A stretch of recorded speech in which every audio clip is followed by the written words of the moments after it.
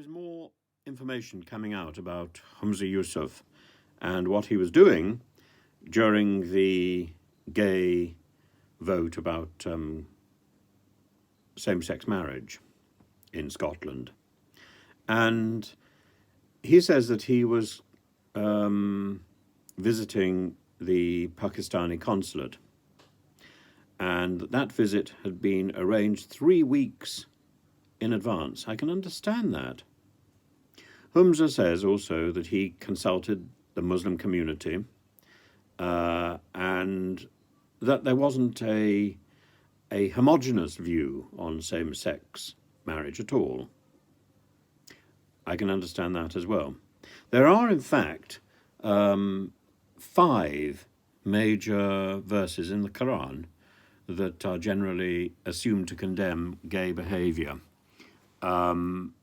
But like the 6 texts in the Bible, they are not at all as clear as they would appear. The main verses are Surah 7, 80 to 81, Surah 26, 165, Surah 27, 55, Surah 4, 15, and Surah 4, 16. And the last 2 verses are a little bit vague about the reasons for God's condemnation, but the first of the 2 verses emphasizes God's forgiveness, and the context of the verse is adultery. This is part of the problem in Islam, that there is a tendency to avoid the use of any explicit term and simply to refer to al-fasha, which is shameful activity that may or may not denote homosexuality. There are, of course, much more explicit hadiths, but it would really depend on the traditions of the particular Muslim community, which hadiths are considered important and which are not considered so important. So this will explain why there is such a variety of views in Islam. It's certainly not as clear as is often presumed. And more than that,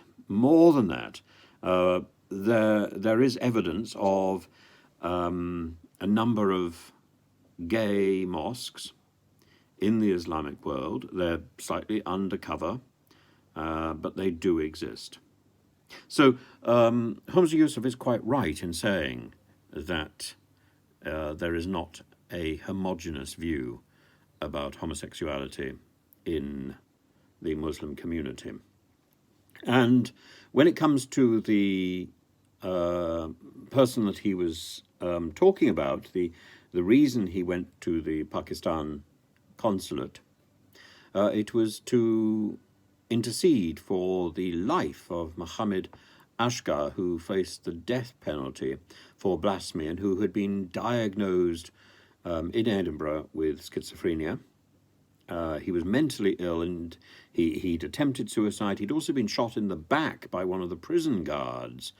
And the charge was based on letters that he had written in which he was claiming to be the prophet. And I think this story is one that needs to be looked into. I cannot find out what happened to Mohammad Ashgar, and I've searched through the internet. I simply cannot find the story. So rather than going on and on and on about where the Humza Yousaf says this and somebody else says that, Alex Neil says that, maybe the real story is what happened to Mohammad Ashgar and whether or not Mr. Yousaf was able to intercede for him in any meaningful way. So I would be very interested if anybody knows what happened to Mr. Ashgar.